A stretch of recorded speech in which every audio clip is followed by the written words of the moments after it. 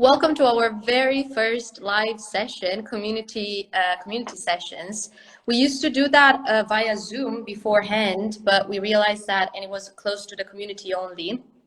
But as the community was growing and is growing, I would say exponentially, we decided to open those sessions to the public so that we can have more insight, more meaningful contributions, and we can really get to have that conversation, that safe space where we can have a conversation about topical subjects and just enjoy a human rights chat. So we absolutely encourage you to ask us all the questions that you might have. We will do our best to try and address them. And yeah, you will see we will be running these sessions every 2 or 3 weeks. So please bear with us for the very first one. We are trying to familiarize ourselves with the digital medium. But yeah, let's start. So today we are gonna talk about Russia's response to COVID-19 in terms of human rights. And we have our brilliant Vicki, our guest today. I will briefly introduce her, and then she will present the report that she has written about the topic, and she will discuss that with us. So Vicki is a human rights lawyer and an independent human rights consultant. She has more than 24 years of experience with different international and European bodies, and we are talking here about the UN, the Council of Europe. She has worked with the British government in the Foreign and Commonwealth offices. And she has a particular interest in penitentiary systems, and she has a documented experience with the protection of people deprived of liberty and in the field of the prohibition of torture and inhumane and degrading treatment. And she will talk to us about that in a moment. So yeah, as I said, we are going to discuss Russia's response to COVID. And now, without further ado, Vicki, please, the floor is yours. Just tell us all about your report. Okay, so thank you, Diana, for that introduction. So what I was proposing to do was just to set the scene a little bit before I dive into my report. And I'm not going to kind of give you everything that I wrote about in the report, because you can also read it and we can talk about it more. But basically, just to set the scene, really in response to COVID-19, what we've seen is governments around the world have been taking measures to respond to it. And governments are really struggling to cope with the enormity of this pandemic. And we hear kind of governments talking about being at war with this sort of hidden enemy. That's the language that Trump has used. So this language and this rhetoric really matters when we're talking about a rights-based approach to something like this public health crisis. And these measures that not only Russia but other governments have taken impact upon all parts of our lives: freedom of movement, freedom of assembly, our rights to education, our rights to healthcare, fair trial. Every aspect of our life has been impacted in some way or other. And the measures that governments have taken the form of legislation, of guidance, rules, directives, different sort of levels in terms of that. But it also brings a worrying kind of spin to it, because the issue of government overreach is a real concern. We know that under human rights law, states have got powers to protect individuals in times of public health emergency or other areas. And that is provided for under human rights law. But some authorities, some governments have seen this as a golden opportunity for what we would call government overreach, and that we are seeing a serious incursion on our human rights and our civil liberties. And how might that be presented? Well, it might be that the measures may be disproportionate, that they are not time bound. So that's to say that these measures don't have any kind of sunset clauses to them, i.e. that, that they are for forever until such time as the government chooses to kind of put an end to them. The measures may be deemed to be discriminatory. So what we've seen certainly in terms of some of these measures, that they adversely impact upon certain vulnerable groups in the community. So there's a real issue around that. Or indeed the measures may simply be arbitrary in their nature. So with that in mind, I was asked to write a report for an NGO called the International Partnership for Human Rights. This is an NGO that was set up in 2008, and they work very closely with civil society groups in various countries in Eastern Europe, in Russia, Ukraine, the stands, that part of the world. And they work closely with civil society groups on empowering them and working with them to advance the protection of human rights, basically, in those various countries. So what they did was they created a monitoring tool, so effectively a questionnaire, an in-depth questionnaire covering all aspects of both civil and political rights and economic, social and cultural rights that have potentially been affected by the onset of the pandemic. And they sent this out to their civil society partners and said to them, how have these human rights been impacted in your country? And what they did was basically a data collection of all the information that they found, and they collated that. And they analysed that against international human rights standards, both regional human rights standards, so Russia, as we know, is a signatory to the European Convention on Human Rights, and then international human rights standards as well. So I was invited to write the report on Russia. So moving to Russia, Russia has seen a huge number of cases. Difficult to actually elicit the true number because figures are a little bit difficult there, but according to Corona Tracker, which is I think the World Health Organization's kind of portal, over 1 million confirmed cases and 18,135 deaths in Russia. And those are stats that I just looked at maybe 2 days ago. Just a few kind of key points about Russia in terms of its kind of constitutional and country makeup. And I don't claim to be an expert on Russia, and I think I should say that at this stage that I'm not a Russia kind of country expert or constitutional expert. It's a federal state, and it's made up of 85 federal entities, all of which have a degree of their own autonomy over their own economic and political affairs. The Russian constitution gives regional bodies authority to actually pass laws as long as they are not in conflict or contradict the constitution or any existing federal laws. The Russian constitution does provide for human rights protections in line with principles and norms of international law. So we have a framework in place. And as I mentioned there, Russia is a signatory to the key human rights treaties, the European Convention on Human Rights, International Covenant on Civil and Political Rights, the Convention Against Torture, and others. So I won't go into sort of too much detail about the response, but I did want to sort of give some headline points around what Russia's response was. And it's this: Russia chose to introduce what's called a high alert regime, which they did in April of this year.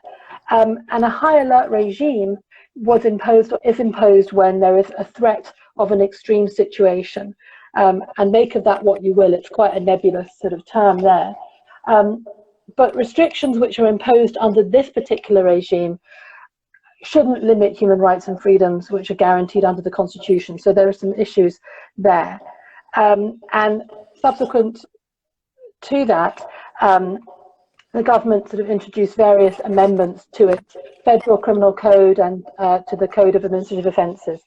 And again, I add this very strong caveat that I'm not a sort of deep expert on the Russian criminal code. They introduced a raft of other measures, introducing fake news laws to silence kind of critical voices. The measures that they took impacted upon vulnerable groups, the elderly, people with disabilities, migrant workers, those who kind of were really at the sort of margins of society and who we would say need the most human rights protections in times of public health crisis or national health crisis there.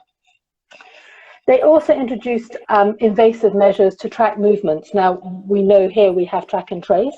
They have a similar thing, or introduced a similar measure there, which was, well, two things. There was something called the Social Monitoring App, which people had to download and sort of sign up to, and then a digital pass, which kind of people had to log on to if they were moving around when there were very sort of serious restrictions there.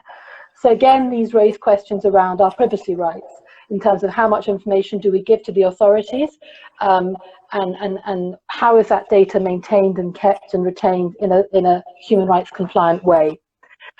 There were issues around freedom of movement as well, because of course when something like a public health crisis comes into play, our freedom of movement and our rights to liberty and security of the person are going to be deeply affected. So the use of observatories and quarantines on grounds of public health were deployed by the authorities there, and the report kind of captures the human rights kind of issues and concerns around that.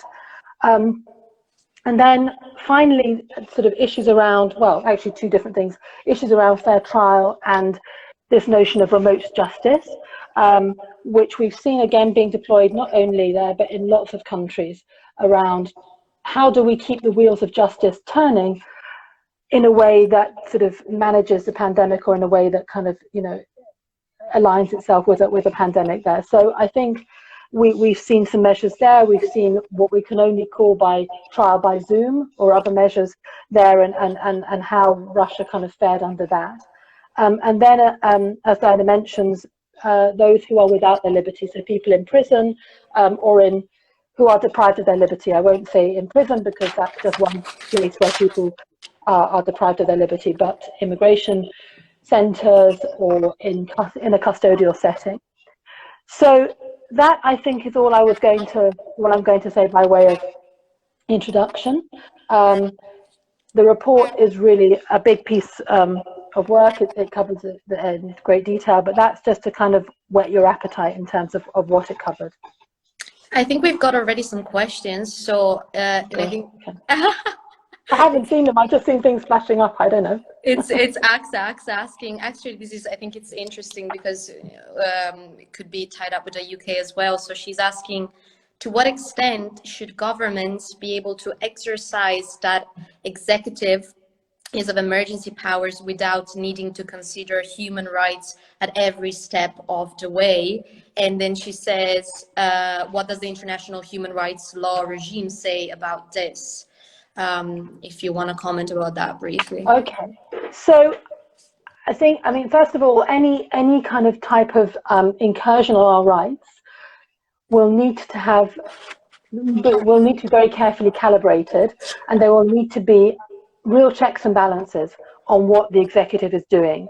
So we get the checks and balances through the Parliament and other measures there. So the government and the executive doesn't act at will without any kind of monitoring or review. So looking at the UK perspective now, we've just, and I'm kind of bringing it to the here and now, we have the rule which has just come in about the 6 people, right? We can only meet with 6 people, and that's a huge incursion on our rights, with whom we can meet, and our rights to live, you know, our freedom of assembly, and who we can, you know, associate with. So any measures like that will need to be regularly reviewed in terms of whether they are still fit for purpose, whether we still need them, whether the sort of the powers are there, you know, whether we still require them for the public health imperative. So I think that's what I would say in terms of that point around executive governments. But also governments can derogate from certain of the rights under international human rights law, under the European Convention on Human Rights, under Article 15 of the Convention, right? They can go to the Council of Europe, as a number of states have done, and said, we are derogating from our rights under the European Convention because of this public health emergency. But again, there's a very sort of formal process to do that, and states of emergencies are not sort of, they are temporary in nature. They are not sort of to become the norm. They are the exception to the rule. Yeah, absolutely. I was just going to say that indeed, we have seen that with the Henry VIII clauses with regards to Brexit, when this temporary nature becomes so indefinite that then it poses a threat. And I think that you highlighted this in your report about the fact that there are no sunset clauses, and it's very blurred, very vague. And so it opens the gates for abuse, for executive abuse. But yeah, Exactly. and also, sorry, no, go ahead. No, I was just agreeing with you.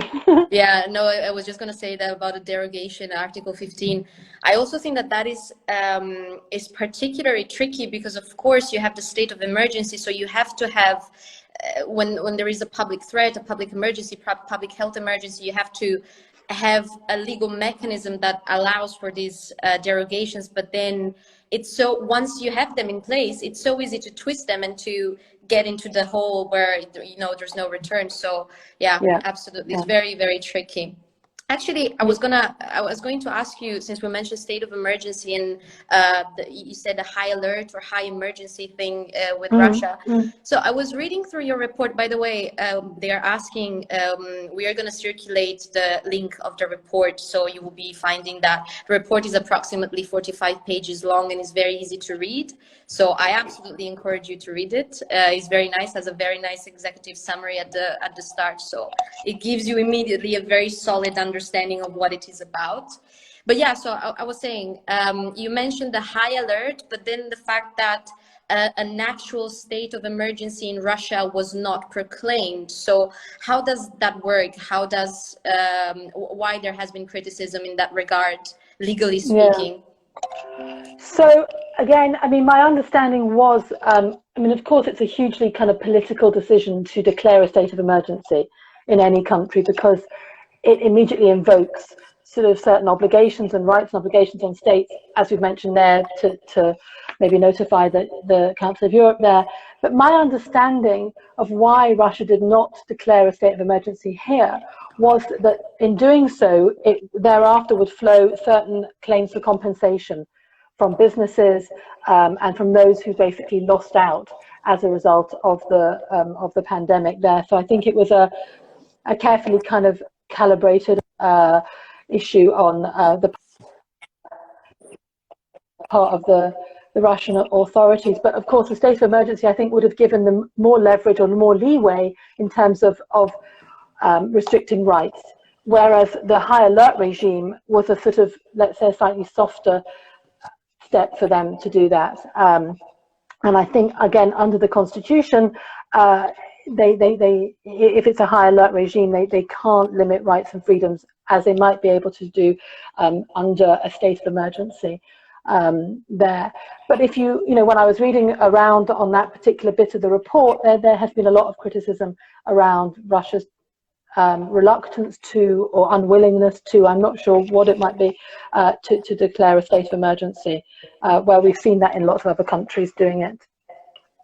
Yeah, of course. This could also tie in with the fact that once the state of emergency is declared, there is this whole rhetoric of war, enemy, emergency, high alerts. So they're trying, maybe even just the words that they're using to describe to delineate a particular situation might play a role. Although I always find it funny to see how specific words have different legal implications. So as you said, see, with the state of emergency, you would have had claims to compensation that you do not have with a high alert system. The high alert delineation. So yeah, it's very interesting. But actually, what I would really love to ask you about, since you worked at the Council of Europe, do you think, well, actually, what do you think about the effective implementation and work of the Council of Europe in implementing domestic judgments or sanctions, or so we have an international human rights breach and the Council of Europe intervenes, says Russia is not doing okay or Romania is not doing okay. How does it actually work in practice when the Council is being advised to act or to make recommendations? So sort of having been in that department which deals with the implementation of judgments of the European Court of Human Rights, it's a very interesting sort of place to be, because you are negotiating with delegations about how they're going to kind of actually implement those judgments on the ground. And it really depends on it. It depends on the country in question as to whether or not you've got their buy-in. So I was negotiating with the UK, Ireland, and Cyprus in terms of their implementation of the judgments. For some judgments, it will be an easier ask of them. It may be that they just have to introduce some regulations or introduce some training, or it may be a sort of an easy win for them in that respect. So they will be able to comply with the judgment more readily. In other cases, so for example, the big case which was on my desk, or which was in my team, was the prisoner voting rights issue, the Hearst case. And that was a hugely political issue, above and beyond sort of the pure legal sort of ramifications there. And there it's a difficult sort of issue there, and there's a lot of kind of gentle negotiations and discussions that you have to have with the state as to how they're doing it. But what will happen, the nuts and bolts of it, is once a judgment comes out from the Court of Human Rights, states will then, or the case will then move to the Department for the Execution of Judgments of the European Court of Human Rights within the Council of Europe, and states will be obliged to draft an action plan, some sort of roadmap, if you like, of how they plan to implement that judgment, which they will present to the department in the Council of Europe, which will then be considered and analysed and brought to the Committee of Ministers, which is kind of a governing body within the Council of Europe. We as legal advisors sitting within the Council of Europe looked at those action plans to see did they actually meet the terms of the judgment. Sometimes it was quite easy to see what was required in terms of implementing the judgment. Other times you had to read in to the judgment as to what was needed by that particular state. But ultimately it sits with the Committee of Ministers, which is a political body which is made up of all the member states of the Council of Europe, to look at what a state is doing and whether or not it's complying with the terms of the judgment.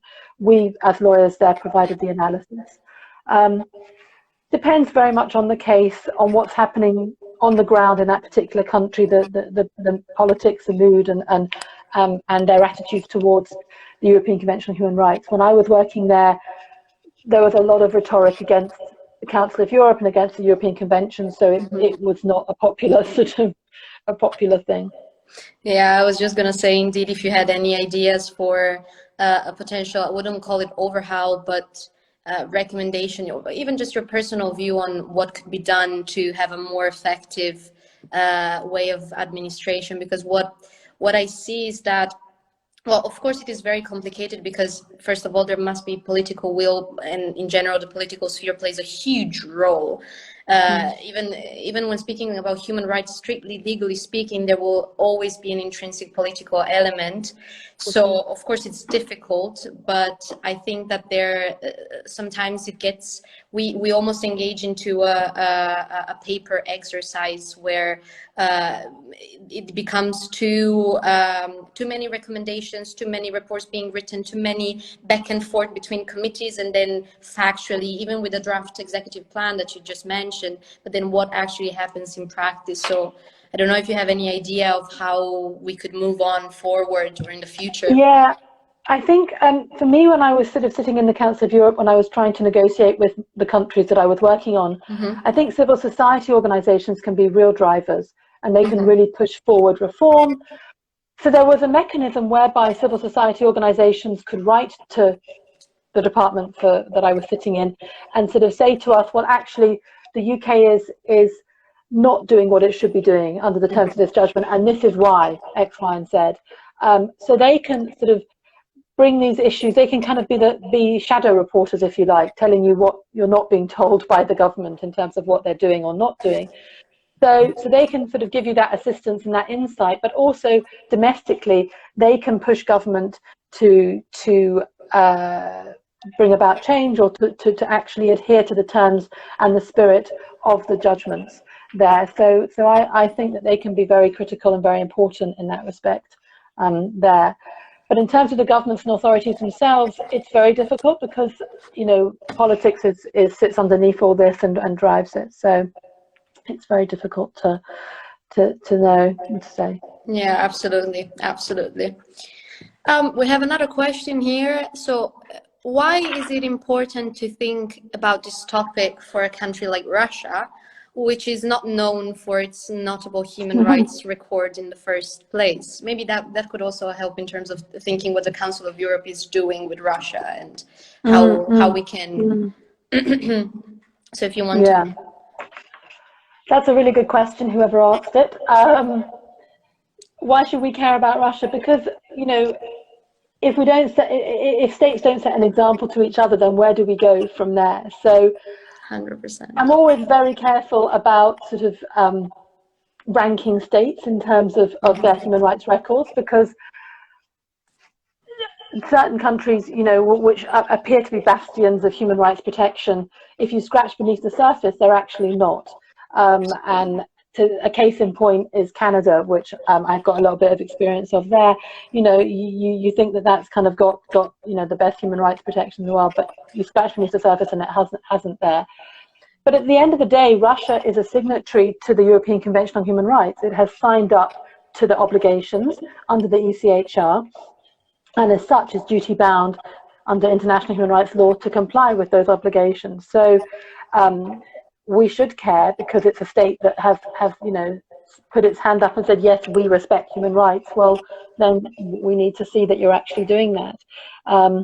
So that's where I would come from in response to that, and that it's a tricky road to go down to start sort of saying one state's worse than the other, because I think all countries have got their human rights issues. Yeah, absolutely. Actually, it's very interesting what you mentioned about Canada, because yes, I wouldn't have thought about it, but see, when you talk with actual people that have worked and have experienced, then you see that there is a surface, beneath the surface, there is much more to uncover. And I think that, you know, when talking about this, the narrative that is being perpetuated around certain countries it can be very toxic. So perhaps talking about, like, see, we say Russia has a particularly bad record in terms of human rights, but perhaps it's time to change that narrative and to do some more field research, and there might be more possibilities for improvement, and this narrative of the Russians are the bad guys can change, because I do think that there is a huge there are huge possibilities for improvement. But actually, how is it in terms of prisoners? So you said you have a lot of experience with prisoners and the privation of liberty, inhumane and degrading treatment, and I saw that you did quite some research in the report about that. So how is Russia doing with that at the moment? Well, sort of just a little bit of a background about sort of the issue of the pandemic within the sort of closed settings, or prison settings, or closed settings, let's say. That really, those settings are kind of incubators for the pandemic to spread and for the virus to spread. And in terms of kind of a rights-based approach to that, the right to healthcare doesn't stop at the prison gate, right? So people in prison are entitled to the same healthcare as those people outside of the prison, and international standards are very clear on that in terms of the rights that they should be afforded, and that whole notion of equivalency of care. So in terms of Russia and how it's been doing, they basically have been trying to take some decongestion measures to try to kind of reduce the number of people within the prison setting. And the prison kind of context is a little bit unique in Russia, because they work on these kind of colonies, as far as I understand it. So they have kind of communities of prisoners all housed together in what are called colonies. So again, making it a little bit more of a risk for the virus to spread amongst these colonies of people in prison there. So what they tried to do was they tried to kind of institute some decongestion measures. I think there was a draft amnesty bill that was passed, but it didn't go anywhere. And there was some kind of decrease in the number of people in pretrial detention, because you're trying to find key points in the criminal justice system where you can take people out of the closed setting, where you can actually impose some sort of non-custodial measures on individuals so they're not sort of stuck in prisons and not putting them at risk there. Because the other thing to say is, as an overarching obligation, states are, have an obligation to protect life of those people under its care, within its care and custody. and people in closed settings are at the most risk and at the most vulnerable. So we did see Russia trying to decrease the pre-trial detention population, but again, I think we say in the report, or I say in the report, that those numbers, those figures should be watched, monitored carefully in terms of their kind of veracity. The problems lay in terms of the people in prison were in immigration detention centres. So that's why I use the term closed setting. So people who are in immigration detention centres and closed refugee camps were really in a very difficult situation. They had very limited access to the outside world, very little internet access, and so they had a very difficult time and can continue to have a difficult time. Poor prison conditions generally, which again make a greater risk for people to contract the virus.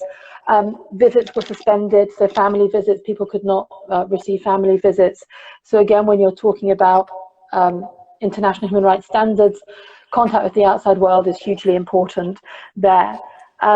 In some institutions, people in prison themselves had to buy their own masks. So you can imagine, the issues around that. Individuals actually having to buy their own masks to protect themselves goes so far against human rights standards there. So I think those are the real issues that I identified in the report in terms of people in prison. And then also lawyers coming to visit their clients had big problems in terms of meeting their clients. They could only speak to them on the phone. If they met their clients, they would have to be behind a glass partition.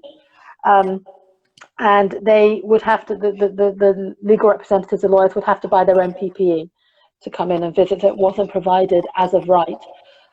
So again, all that access to justice point is really at the sharp end and really, really kind of amplified in that whole context. So that was what we sort of noted, or was noted in the report. We have, I think maybe this could help in terms of civil society. So thinking of the civil society is pressuring the government to do more in terms of prisons and stuff. So we have, again, a question from AXA. How engages Russia with its civil society and the international community during this crisis? And actually, I have a follow-up question on that. So do you think that we could have a dialogue, there could be a dialogue between the civil societies and the government with a view to actually change the penitentiary system, to try and remove those penal colonies and reform the very penitentiary system, or some phases of the criminal justice system in Russia? Or do you think that would be too far-fetched?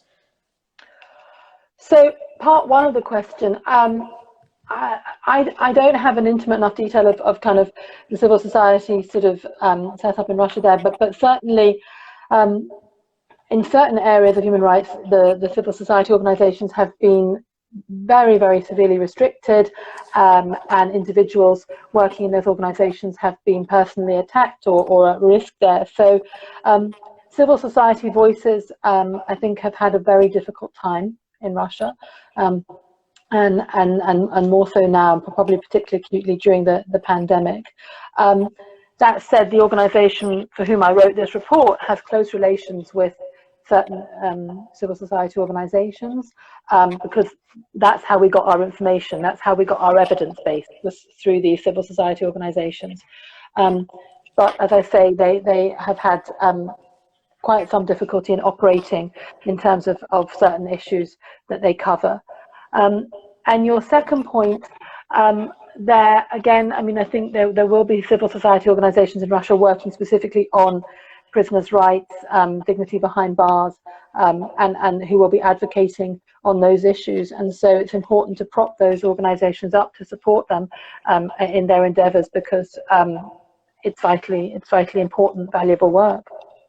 How can we as individuals, or even an organization as Human Rights Pulse, how can we help that to happen, and to help those organizations achieve a goal? So I'm thinking in a landscape as Russia, where you have freedom of expression significantly curbed in specific instances, how can we support those vital civil societies that are indeed the basis upon which a human rights-based approach can be formed and can be pushed forward? Well, I think there are different ways there. I think, you know, sort of amplifying the messages of those civil society organizations to a wider network. So kind of looking at particular issues that might be of interest to the community, the human rights health community, and writing about them, because, you know, if you get the message out there, and then, you know, potentially in a safe way for the organizations connecting to them, but, you know, on a sort of do no harm basis, both to Human Rights Pulse, but also to those organizations as well, because the last thing that any of us want to do is to put anyone or any organization at risk. Of course, yeah. In terms of, and so I say that very advisedly in that respect there. But I think in the first instance, you know, writing around the issues, also looking to see what's happening on the international arena. So if there are particular issues that are of concern there, you know, what are international organizations saying about these issues? So what's the Council of Europe saying? What's the OSCE saying? What's the UN saying about these issues there? And seeing where and how there might be some place or way that Human Rights Pulse can say something on that. So adding the voice on the international arena as well. So not only sort of looking inwards to the country itself, but outwards too, in that respect. Yeah, absolutely. I actually think when you said writing about it, I think that really writing, that's even our motto, if writing can change the world, but writing and raising that sort of awareness is really important. So this is what we do, this is what we should be doing, and people should be doing more. But I'm a firm believer in writing does help, and we should write more, and we should raise awareness in that sense. So absolutely. And I wanted to ask you something else. So you worked in immigration, you have experience with immigration detention and immigration detention. What do you think the Russian response in terms of immigration and handling of foreign citizens is, and where is it going? So the report looked at certain vulnerable groups. So we looked at women, we looked at older people. I've forgotten who we looked at, but we also covered sort of migrant workers. So some of whom, you know, might have been in the detention context there. So in terms of the migrant worker community, who come mainly from the stands, so Turkmenistan and Uzbekistan, who come into Russia to work. For them, the real issues were around they just fell through the cracks, basically, in terms of social security benefits and payments, and the authorities kind of didn't really kind of pay attention to their needs. And there were many migrant communities who were literally left at the airport with nowhere to go. They couldn't leave the country because they blocked closed down the borders, yet they couldn't get the benefits and support from the Russian government. So they were really stuck in an invidious position in that respect. So that was the kind of real issues affecting the migrant community in Russia. In terms of the detention point, it's really, as I set out before there, that they lacked access to the outside world, that their internet contact was very severely limited, and I think that was really kind of quite acute amongst the immigration detainees and closed refugee camps as well. Yeah, I really think that the immigration part globally, not only in Russia with the COVID, immigration problems have been exacerbated exponentially, which is very sad because it's always the vulnerable groups that are particularly affected by that. And yeah, whenever, we also think about Greece and what's happening in the Greek camps, but that's a different story. But it is very, very tricky. I was concerned though about the public information available, because at some point I was reading through the report when talking about the immigrants detained, and the fact that there appeared to be something called a gray zone, like this online map that tells you about the status of immigration of immigrant detained. And when the governments are asked to deliver information about what's actually going on, they do not say anything, or they say things that are very vague. And so I'm concerned about this public information that should be available, and how can we hold the government or whoever is accountable, how can we hold them accountable in that sense, since there appear to be no mechanism to obtain the information?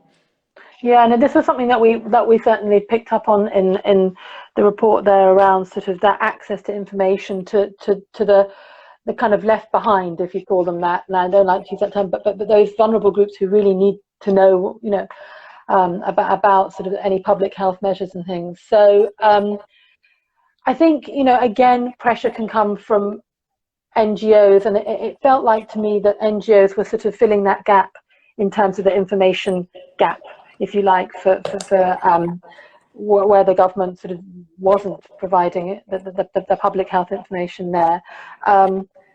But also that, you know, there are issues around sort of the internet divide and that digital divide, because a lot of the information will invariably be online, and for those communities who couldn't get access to it. So I think we documented some communities, some very sort of far-flung communities who might not have had internet access, or it was difficult to get to them. So those kind of inequalities really come out in a very sort of sharp way on the public information sort of point there, to the degree that I think, again, we documented it in the report, that for one community which was very isolated, they sent things in through drone.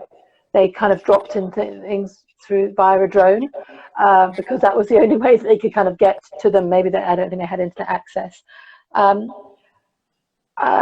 it really is a real issue. I've just also worked on a report about Georgia as well, exactly the same point around sort of, you know, Georgia's response to the pandemic, and there, you know, things were not provided in local languages. They were only given very short amount of airtime on television and things in terms of the public health messages. So it's really quite an issue, actually, and something that I wasn't really aware of, because we just assume everybody will be able to get that information, but actually it's not the case at all. Yeah, absolutely. Sometimes even in the UK, when you ask for a freedom of information request, it takes ages and nobody actually gives you the information. So yeah, there is much to be done there, but you know, we're here for that very reason. So many more reports, we will write many more reports. Say another one. So interesting point, thank you so much. Thanks, Vicki. Following from that, with the digital censorship, how might that affect the coronavirus response? I think this is a huge point to discuss. We might be doing even a separate live session. Yeah, I mean, so the digital censorship, I mean, in what respect? Sorry, I'm just trying to clarify. So, actually, if you can elaborate a bit on that, or so I guess just in terms of the digital censorship of what Russia is doing and portraying itself to the world. So what is actually happening, what is being delivered in that sense. Yeah. Very difficult, I think, to kind of, you know, to get the real story. I mean, even when, like I said, I was trying to kind of give the exact figures. I mean, I relied on kind of colleagues at this organization there, but even trying to get kind of authoritative figures on how many people have contracted the virus, how many deaths there have been, you know. So it's very difficult to try to sort of find your way through the disinformation, the misinformation, and all of that kind of to get clarity.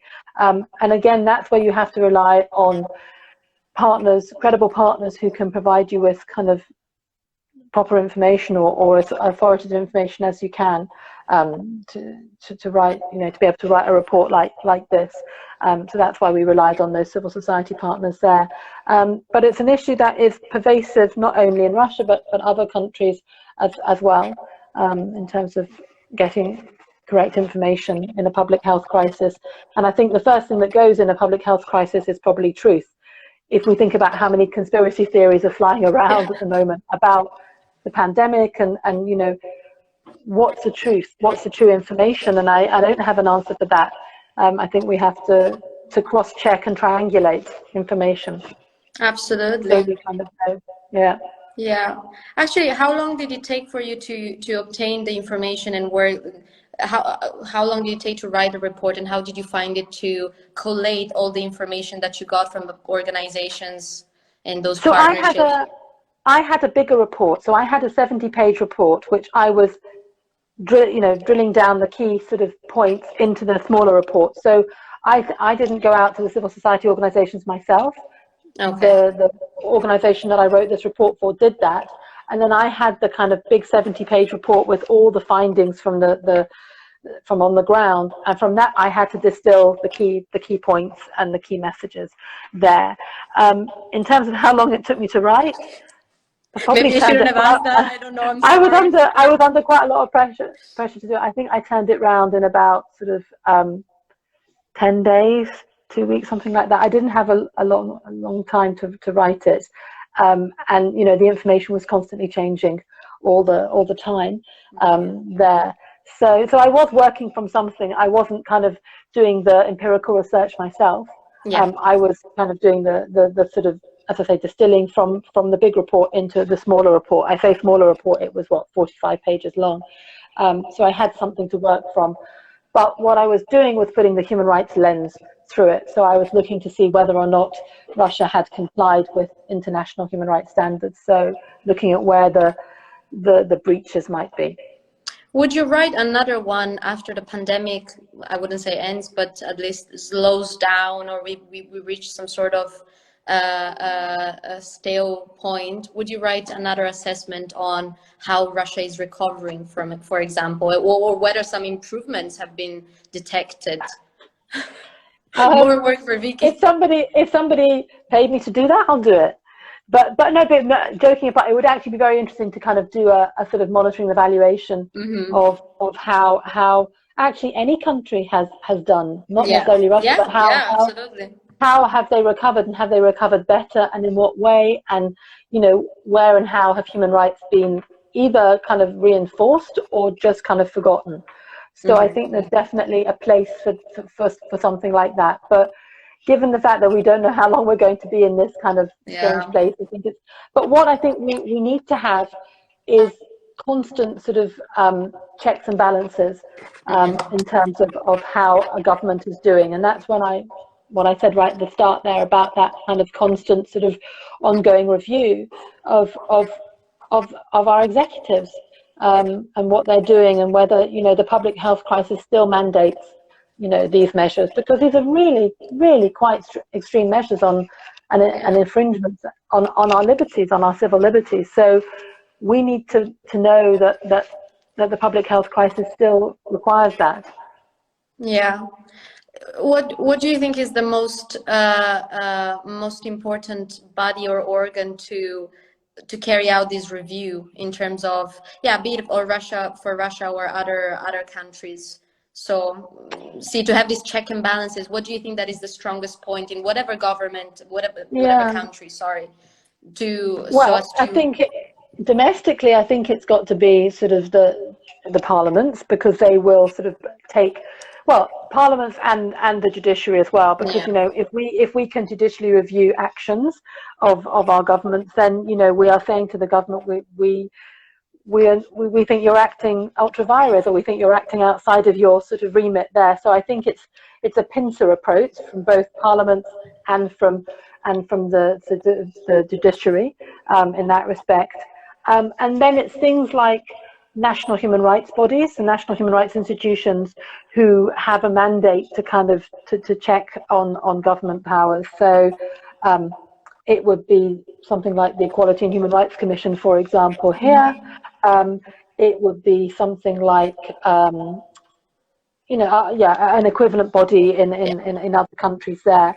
And then you've got kind of specific areas. So the area that I know, or that I work on, is prisons. So we have independent bodies which go into prisons and monitor prisons. So we have prison inspectorates, and we have bodies from the UN and from the Council of Europe that will go into places of detention and monitors those places. So all those external monitoring bodies are vital now, even more so in the time of the public health crisis, because they if they can get access, that's the only thing.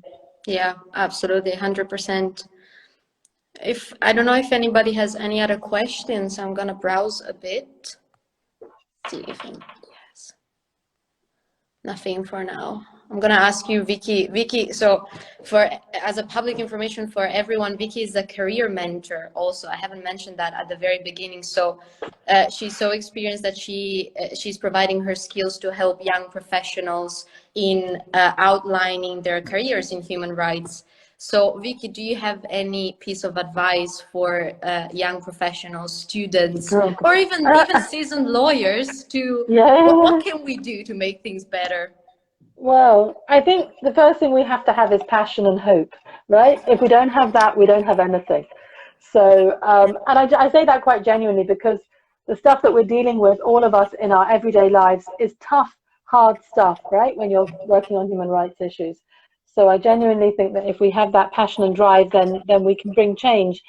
But change doesn't happen overnight. It doesn't happen, it happens incrementally and over time. Particularly when we're dealing with really big, difficult issues. So I think we have to also have a healthy degree of realism as well. Mm-hmm. But I think what we're doing, that we are writing about these issues, that we are putting a critical lens to these issues, and sort of thinking really critically about human rights and how we can sort of improve it for all, I think is a start. And if we go from there, then change happens, in a way. And also building alliances and partnerships with other organizations is important. There's strength in numbers. So, 15 voices are stronger than one voice in terms of human rights issues. So, but also being strategic and careful about who you get into bed with, so to speak, who you align yourself with. I think there's something to that. Actually, the very last word, the strategic part, is something that I just realized recently, that of course you have to have passion and hope, which is the fundamentals, but you have to think of human rights also in strategic terms, because you cannot only be driven by that hope and passion. You have to be realistic, and you have to understand that human rights operate in a legal market as well. And unfortunately, there are a number of factors at play, so we have to be smart, but we will make it, because we're very passionate and we have hope. We are very hopeful. Yeah, absolutely. That's for sure. Right, I'm just checking the time, so it's 5 minutes. We are a bit early. I think if nobody has further questions, we can just end it here. As I said, so no worries, everyone. I'm going to provide a public link with the report, so that is going to be made available to you soon. And yeah, I think that's pretty much it. This was, as I said, our very first attempt with these Insta Live sessions, but we really hope that you enjoyed it, that you're going to stay with us. We hope that we are going to get better at it, so please bear with us as we try.